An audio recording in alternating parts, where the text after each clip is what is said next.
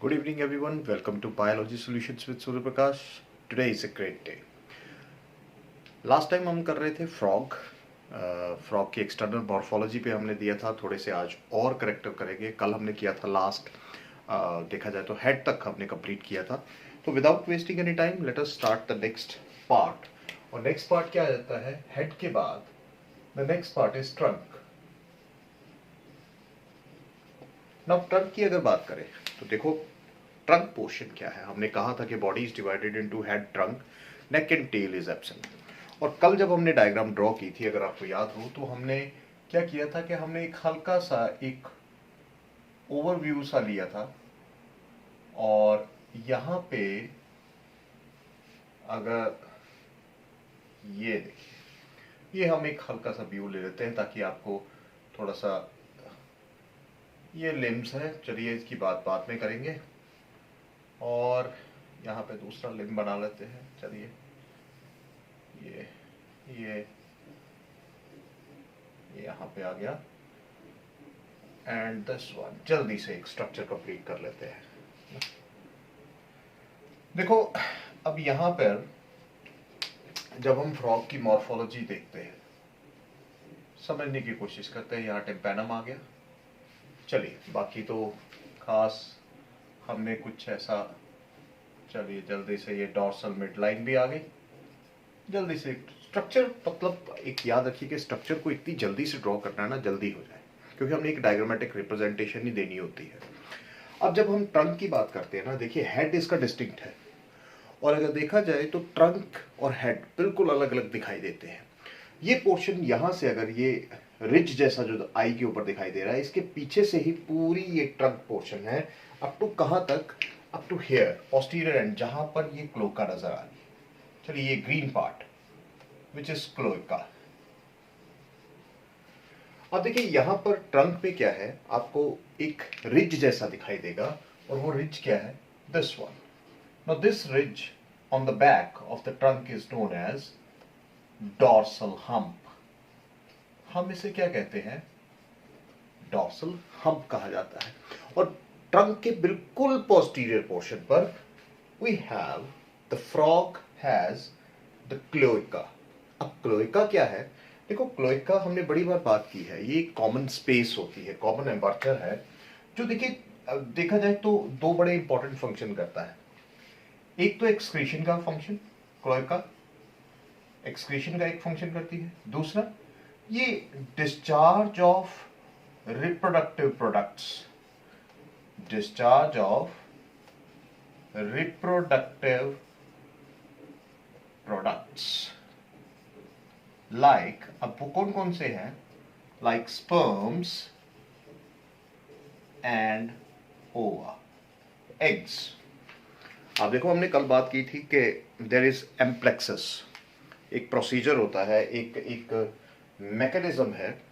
और एम्प्लेक्सस में क्या है कि एक मेल फ्रॉग जो है फीमेल फ्रॉग की बैक के ऊपर बैठ जाता है, और अपने जो फोर लिम्स हैं वहां पर नप्चियल पैड की मदद से, हमने कल इसकी बात की थी, उसको पकड़ के रखता है, ग्रेस्प करके रखता है। और इसी फिनोमेनन को हम क्या कहते हैं? This phenomenon is known as amplexus. अब वो एम्प्लेक्सस के दौरान there are two products which are discharged. Male discharge eggs, जिसको हम frog spawn कहते हैं, और फीमेल क्या करती है? Sorry, male discharge sperms and female discharge frog spawn यानी eggs को डिस्चार्ज करती है। और देखो, क्लोइका क्या करता है? ये दोनों फंक्शंस करता है, ये कॉमन एपर्चर है। तो ये याद रखिए कि यहां पर ट्रंक का पोर्शन जो है बिल्कुल डिस्टिंक्ट है, डॉर्सल हम्प है, और बिल्कुल पोस्टीरियर पोर्शन पर क्लोइका प्रेजेंट है। आई होप आपको समझ आ गया होगा, लिखने की जरूरत ही नहीं पड़ी, ये सारा डायग्रामेटिक व्यू से ही हो जाता है। दूसरी चीज आ जाती है इसके बाद, अब इंपॉर्टेंट पार्ट जो आ जाता है, वो इंपॉर्टेंट पार्ट है, चलिए ले लेते हैं। Next part is limbs, which is very important. Now what are limbs? If you see the frog, ध्यान से देखिए, इसके दो पेयर्स हमें दिखाई दे रहे हैं। एक तो ये फोर लिम्ब है, जिसको मैं कंप्लीट कर लेता हूं, थोड़ा सा रफ सा ही बना है, तो चलिए फिर भी थोड़ा सा इसको मैं ठीक कर लेता हूं। चलिए, जैसा भी है। अब देखिए यहां पर क्या है, अगर हम लिम्स की बात करें तो हमारे पास यहां दो लिम्स दिख रहे हैं। एक ये जो हमें दिखाई दे रहा है विच इज फोर लिम्ब, और एक पेयर हमारे पास क्या होता है which is known as hind limb. तो ये तो बिल्कुल साफ दिखाई दे रहे हैं। अब यहां अगर इसकी एक्सटर्नल मॉर्फोलॉजी को देखा जाए तो इसके, अगर इस पोर्शन को देखा जाए, सिर्फ फोर लिम्ब के पोर्शन को देखा जाए, तो फोर लिम्ब के पोर्शन में ये जो बेंड से पहले पहले का हिस्सा है, this part is known as the upper arm. हम इसे कहते हैं अपर आर्म और brachium, it is brachium. Then there is lower arm, this portion, it is lower arm, और इसे हम कहते हैं antebrachium. Clear? Then this is the wrist portion. Now this wrist portion is also known as the carpus. It is known as carpus. Then this is the hand, which is known as manus. And there are four, we can say, digits present here. चार ही digits है। और यहां देखिए एक सबसे important चीज जो है, सबसे इंपॉर्टेंट चीज वो क्या है, मैंने कल भी कही थी, फोर लिम्स जो है लैक वेब्ड टोज। यहां वो वेब टोज जैसे डक के आप हाइंड लिम्स में देखते हैं, there is a skin projections in between the digits, in between those toes. तो वहां क्या है, यहां ऐसे कोई भी अगर आप देखो तो खाली दिखाई दे रहा है। सो ये याद रखिए, इंपॉर्टेंट एमसीक्यू बन सकता है। चलिए इसको हम इंपॉर्टेंट मानकर इसको जल्दी से इसको एक स्टार लगा देते हैं कि ये इंपॉर्टेंट है फॉर नीट एंड एग्जामिनेशन। बहुत इंपॉर्टेंट क्वेश्चन बन सकता है। तो फोर लिम्स जो है दे लैक वेब टोज। यहां पर आपको चार पोर्शंस मैंने दिखाई दिए। Upper arm which is known as, upper arm को क्या कहा जाता है, ब्रेकियम। अगर लोअर आर्म की बात की जाए, it is known as antebrachium. Then there is wrist which is known as carpus. Then there is hand which is known as manus, and finally the four digits are present which are without webbed और webbed skin. बिल्कुल ऐसे है। तो I hope आपको समझ आ गया होगा। अब दूसरी चीज क्या लेते हैं, देखो ये हाइंड लिम्ब जो जेड की तरह है ना, थोड़ा जेड बना हुआ है। मैं इसको थोड़ा सा खोल लेता हूं, है ना, थोड़ा खोल लेते हैं जिससे कि हमें ज्यादा समझ आने में मदद होगी। तो देखो let me have the space for this. चलिए यहाँ एक स्पेस जैसी बना लेते हैं। मैं इसको ऐसे लेता हूं। चलिए जल्दी से अगर हम देखें तो देखो यहां पर क्या है, ये इस तरह से इसका थाई पोर्शन होता है, thigh portion. Then there is a bend which is known as, ये देखिए यहां पे आपको थाई पोर्शन दिखाई दे रहा है, यहां से बेंड आ गया। Then there is this long, this is the shank portion. Shank portion के बाद ये फिर से यहां से टर्न होता है which is the ankle portion, और यहां पे आ जाते हैं हमारे लंबे से इस तरह से। जैसे आपको यहां दिखाई दे रहे हैं। तो यहां अगर हाइंड लिम्स में देखा जाए तो देयर आर 5 डिजिट्स, इसीलिए मैंने 5 ही ड्रॉ किए हैं। तो 5 डिजिट्स आपको दिखाई देंगे। और इसके अलावा अगर हम देखें तो आप अगर यहां देखें तो अब देखो ये जो पोर्शन है, फर्स्ट पोर्शन, ये जो दिखाई दे रहा है, this is known as thigh. This is thigh, है ना, ये थाई दिखाई दे रही है। अगर हम यहां इसकी बात करें तो ये है थाई, वो जो फोल्डेड होती है। इसके बाद ये लंबा पोर्शन आ जाता है, this is known as shank, यहां इसे क्या कहा जाता है, क्रस। और अगर यहां देखा जाए तो ये है हमारे पास शैंक और क्रस। इसके बाद then this is the bended portion, ये हमारे पास लंबा सा पोर्शन आता है। एंकल इसकी थोड़ी लंबी होती है, इट हैज लॉन्ग एंकल, और एंकल को हम क्या कहते हैं? It is known as tarsus. जैसे हमारे अगर फुट की बात की जाए तो वहां भी एंकल को हम टॉर्सस ही कहते हैं, और आगे मेटाटॉर्सस होती है एंड देन फ्लेंजेस होती है। इसी तरह से यहां पर भी टॉर्सस आपको दिखाई देगी, और थोड़ी टॉर्सस लंबी होगी। Then there is this portion, ये जो आपको दिखाई दे रहा है, this one portion is the foot which is known as pes, P-E-S, foot और pes। एंड फाइनली ये हमारे पास ये जो पोर्शन दिखाई दे रहा है, इसको मैं थोड़ा सा अब इस तरह से कर देते हैं कि यहां पर will make a webbed portion. ये देखिए, वेब्ड पोर्शन दिखाई देगा। ये इस तरह से देखिए, ये ग्रीन पार्ट जो आपको दिखाई दे रहा है, ये सारा क्या है? the extension of the skin folds,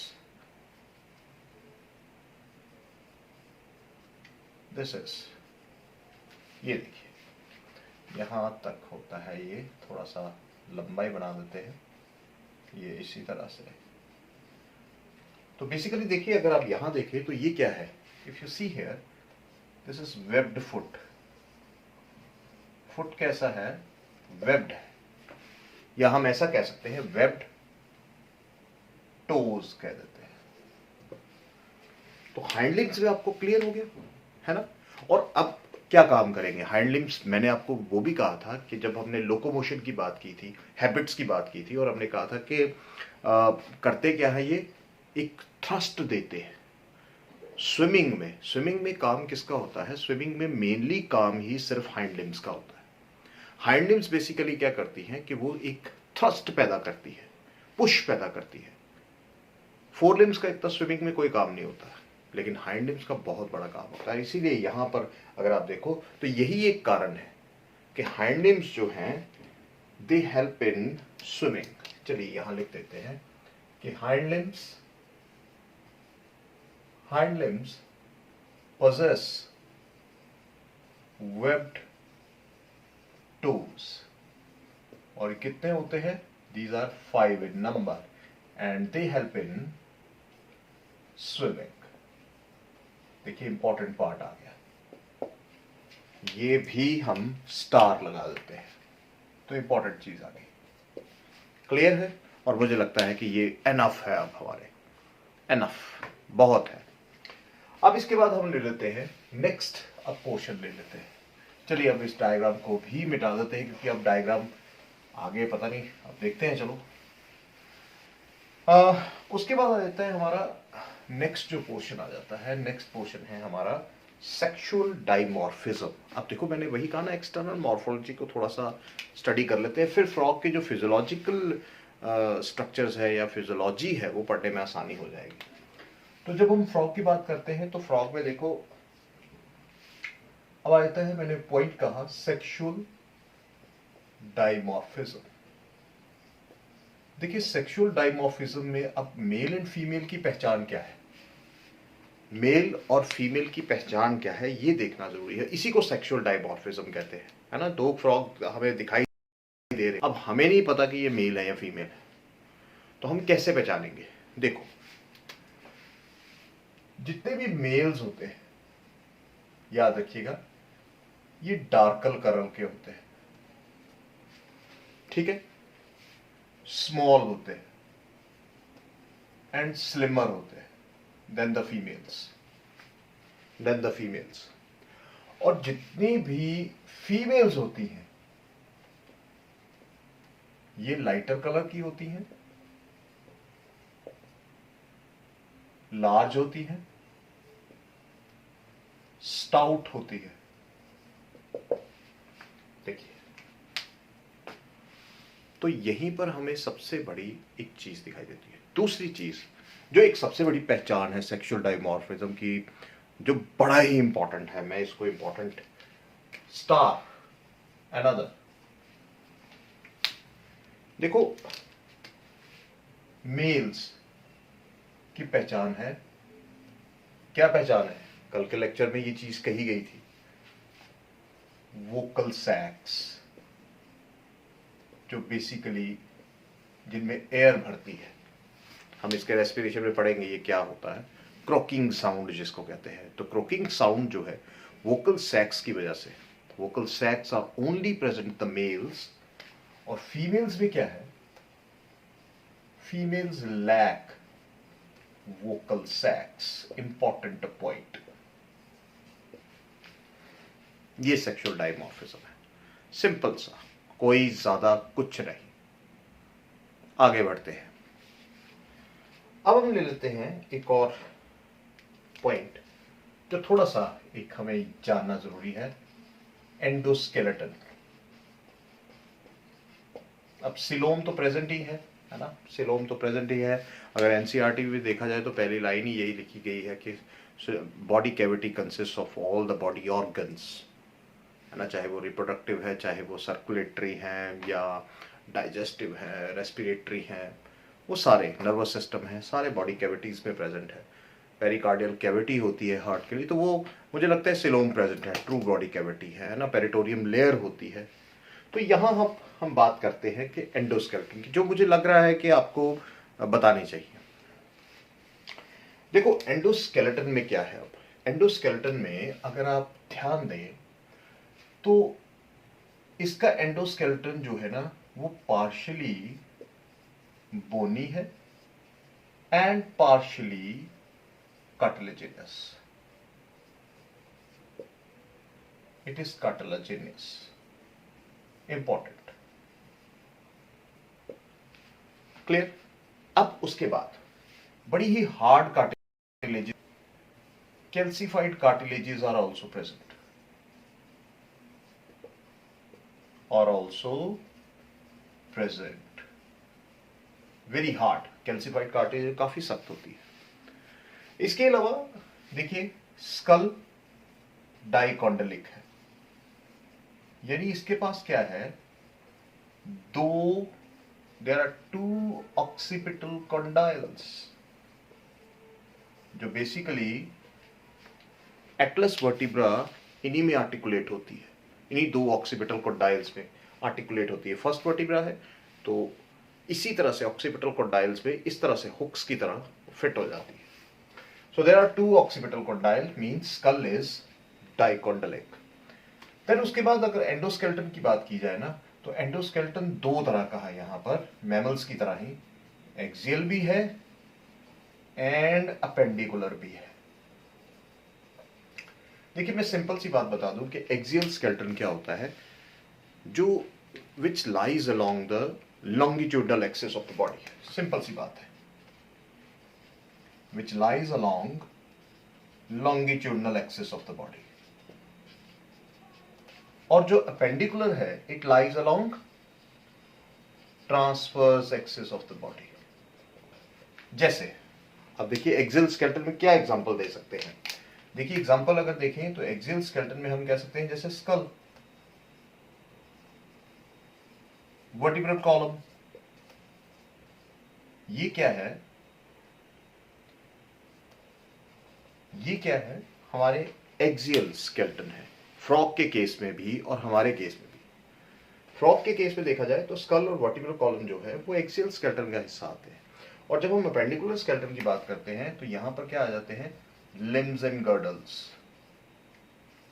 limbs and girdles, pectoral, pelvic, forelimbs, hind limbs, ये सारे किसमें आते हैं हमारे in frogs it is appendicular skeleton. Last but not the least, very very very important, चलिए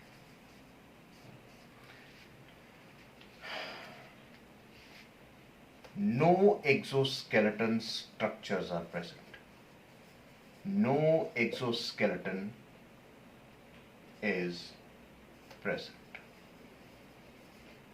Important, बहुत बहुत important, बहुत बहुत important, क्लियर। ये इंपॉर्टेंट एस्पेक्ट है। देखो ये छोटी छोटी चीजें हैं जो आपने ध्यान में रखनी है। एंड लास्ट पॉइंट जो मैं आपको बताना चाहता हूँ, सिंपल सा एक पॉइंट है, वो है the muscular system. Muscular system की बात करते हैं, लास्ट पॉइंट। Muscular system. अब मस्कुलर सिस्टम में क्या आते हैं, किस तरह के मसल्स आते हैं? सिंपल सा पॉइंट है, समझने की बात है। 3 तरह के स्ट्राइटेड मसल्स भी होते हैं। इसके बाद स्मूथ मसल्स भी हैं, और इसके बाद कार्डिक मसल्स भी हैं। तीनों तरह के आप यहां मसल्स देखोगे, है ना, जिनको हम बेसिकली हार्ट मसल्स भी कहते हैं, है ना, हार्ट मसल्स भी कहते हैं। अब देखो, जो स्ट्राइटेड मसल्स की बात जब हम करते हैं तो स्ट्राइटेड मसल्स कौन से होते हैं? स्ट्राइटेड मसल्स कौन से होते हैं भाई? जो बेसिकली हम जिन्हें कहते हैं वॉलेंट्री मसल्स होते हैं, voluntary muscles. Then there are involuntary, smooth or involuntary muscles. Clear? Or last but not the least, cardiac muscles, which are basically present. हम इन्हें कहते हैं हार्ट मसल्स। तो ये याद रखिए, बहुत बहुत इंपॉर्टेंट है, बहुत बहुत इंपॉर्टेंट है। और खास तौर पे अगर फ्रॉग में देखा जाए ना, तो देयर आर 200 वॉलेंट्री मसल्स होते हैं। सरप्राइजिंग फैक्ट है, 200 वॉलेंट्री मसल्स होते हैं जो इनके कंट्रोल में होते हैं। So this is what is all about the external morphology and little bit endoskeleton and जो थोड़ा बहुत इंटरनल स्ट्रक्चर के बारे में। कल हम स्टार्ट करेंगे एक another aspect of the frog, third series का, इस फ्रॉग की सीरीज का तीसरा हिस्सा फिजियोलॉजी, और फिजियोलॉजी में हम लेंगे डाइजेस्टिव सिस्टम को कल कंप्लीट करने की कोशिश करेंगे। आई होप आपको ये फ्रॉग अच्छा लगा होगा, अच्छा समझ में आ रहा होगा, क्योंकि नया टॉपिक है और थोड़ा सा डिटेल में ले रहा हूँ कि कोई कमी ना रह जाए, है ना, कोई कमी ना रह जाए, तो कमी छोड़नी भी नहीं है। आई होप आपको समझ आ रहा होगा। Thank you very much.